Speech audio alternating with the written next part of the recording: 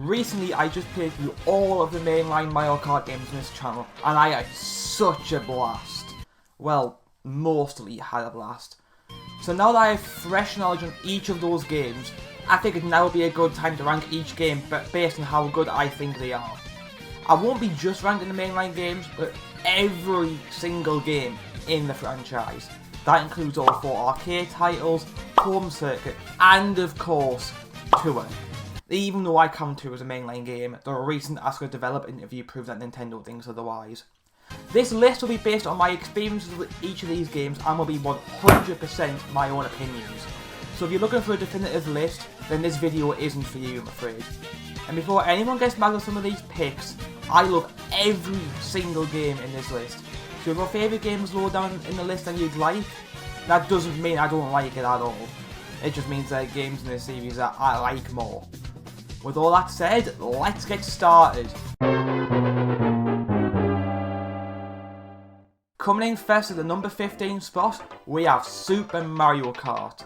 The oldest entry in the series and the one that would held back the most due to hardware limitations. But that didn't stop the controls from being slippery and the CPUs being tough to beat, especially in higher CCs. But really, that's just a skill issue on my part.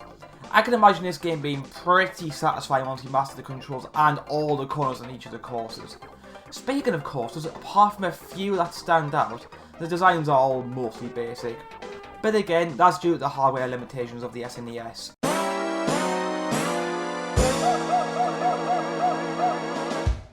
I feel like this pick for number 14 is going to shock everyone.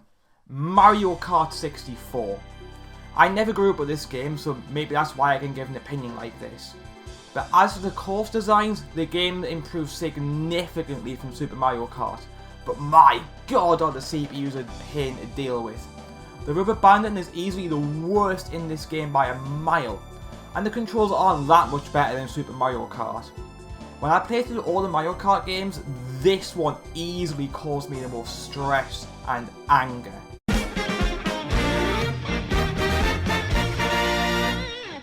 The number 13 spot goes to Mario Kart Live Home Circuit. This is the latest entry in the series and the only one that lets you create your own courses. However, these courses are created in your own home, so depending on where you live, your courses could be either pretty grand or just a boring loop. It's a really good concept and I did enjoy the time I had with this game, but racing around your own home just gets boring after a while. Especially since to complete a lap, all you need to do is pass through the 4 gates in order, meaning you can cheese the game by making your tracks wind around all over the place so it takes the CPUs multiple times longer to complete a lap. I mean, that's what I did at least.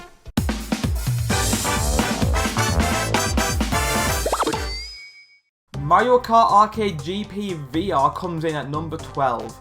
I've only ever had 2 races in this game and boy, what an experience. I feel like this game is supposed to be more of an experience where you get to feel like you're actually in the world of Mario Kart instead of a kart racer, because the track has just segments of courses from Mario Kart Arcade GP DX shoved into one. And it's only 1 lap as well.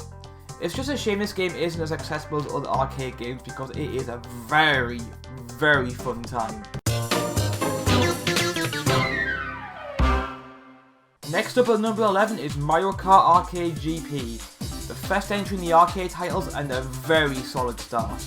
It feels way different control than your average Mario Kart game, but it feels more like you're driving a kart. There isn't really a lot to say about this one since the other arcade titles offer more. Now at the number 10 spot is Mario Kart DS.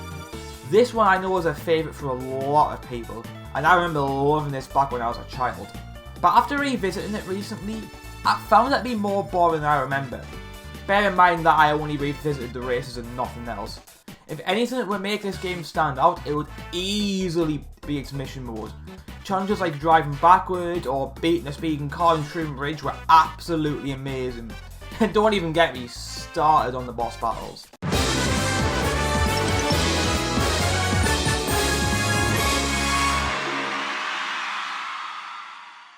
At number 9 we have Mario Kart Arcade GP DX. Out of all the arcade games, this one easily has the most to offer with its different modes. The only mode I've ever been able to play is the Versus mode, since it's the only one that ever interested me. What really sucks about this game is that it's not readily available in the UK where I live, because we don't get updates to the game like Japan does. And because of that, I can't play those new DK themed courses unless I go to Japan, which I totally should have done while I was there earlier this month. Speaking of the courses, most of them are just reskins of courses that appeared in Mario Kart Arcade GP and GP2, just modified to account for the glider and underwater mechanics.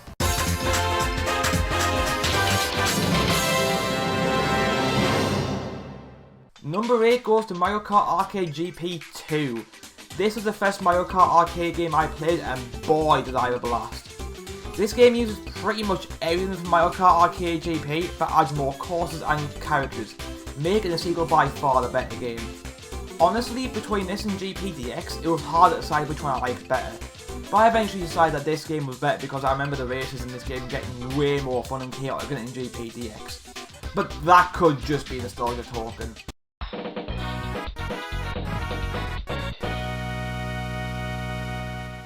This is the game where everyone was wondering how it made it this far up the list. Well, it's one of them anyway. Mario Kart Super Circuit is the number 7 pick. I can already imagine the shock on everyone's face when they realise I like this game more than 64 and DS. For a game on the GBA, I feel like everything was handled so well. The music, course designs, and the controls. While the controls aren't perfect, they still feel way better than Super Mario Kart and Mario Kart 64.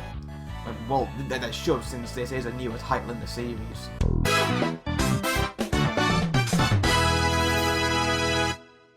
For the game ranked at number 6, it's Mario Kart Wii. This game is probably the most beloved by fans in the community, evident by its huge custom track community keeping the game alive. I've never played any custom tracks for any Mario Kart game ever, and I have no intentions of doing so. Either way, Mario Kart Wii is still a very fun game to play, and it's understandable why it's so loved by the community. It introduced bikes and tricks to the series for one thing. There was also a mission mode online, but I never really got to experience that, mainly because I didn't know how online mode works when I was 6-year-old.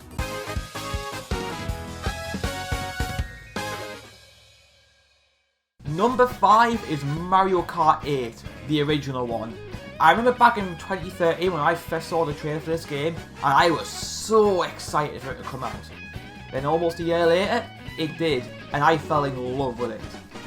Even with the base 32 courses, it was enough to keep a 13-year-old me happy. Then when the DLC packs dropped, my excitement for this game just kept growing. The only complaint I have about this game is how bad its battle mode is. I've never been one for battle mode, but having the battle maps just be courses from the main game is just lazy in my eyes.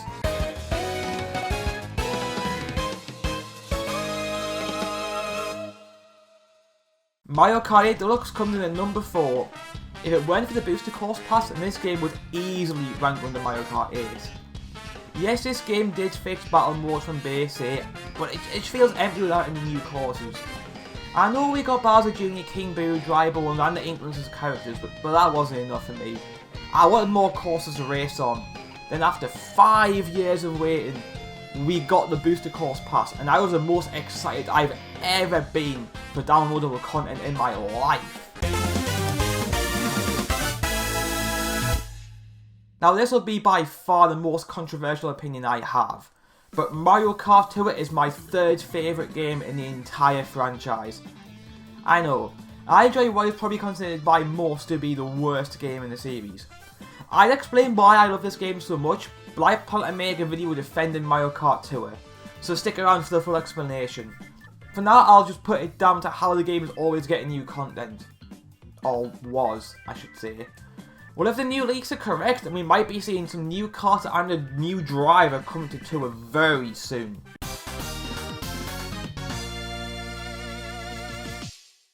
So for the game which I think is the 2nd best in the series, I give that spot to Mario Kart 7. I spent so much time with this game as a child, especially when travelling in the car or visiting a relative's house.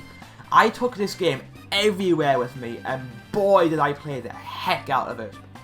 I've always thought that this game has the best Nitro courses in the entire series, and quite possibly the best retros too. All this game is really lacking is a single player versus mode. It was annoying to have to play the Grand Prix mode just to get to a certain track that I felt like playing. Other than that, this is a very solid entry in the series. Before I get to the number 1 pick, I just want to make one honourable mention to Mario Kart Bowser's Challenge at Super Nintendo World. This technically isn't a game, and more of like a ride, but I still want to mention it. Because I got to recently experience this at Universal in Japan, and it was way better than any online video I have seen of it. Just the feeling of wearing a headset, even though it was pushing at my glasses which were digging into my nose, which was pretty painful.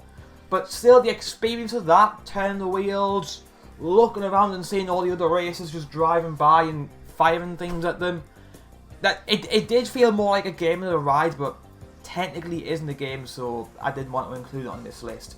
Which is why I'm giving it this honourable mention.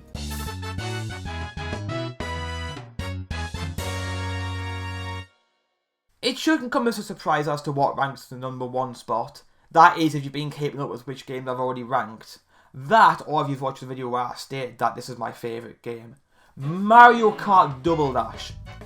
This is not only my favourite Mario Kart game, not only my first Mario Kart game, and not only my favourite video game of all time, but it is the first video game I ever played at the very young age of 2 years old. But nostalgia isn't the only reason I love this game so much. I love almost everything about it, from the character exclusive items, unless you use Petey Piranha and or King Boo, the course selection, and most importantly, the game physics. The way the game controls is what makes every single race so intense, especially the drifting. I could go on and on about how much I love this game, but then the video would be way too long. This game's only downside is the same as Mario Kart 7, and that it could benefit from a single player versus mode. But I suppose the All Cup Tour makes up for that.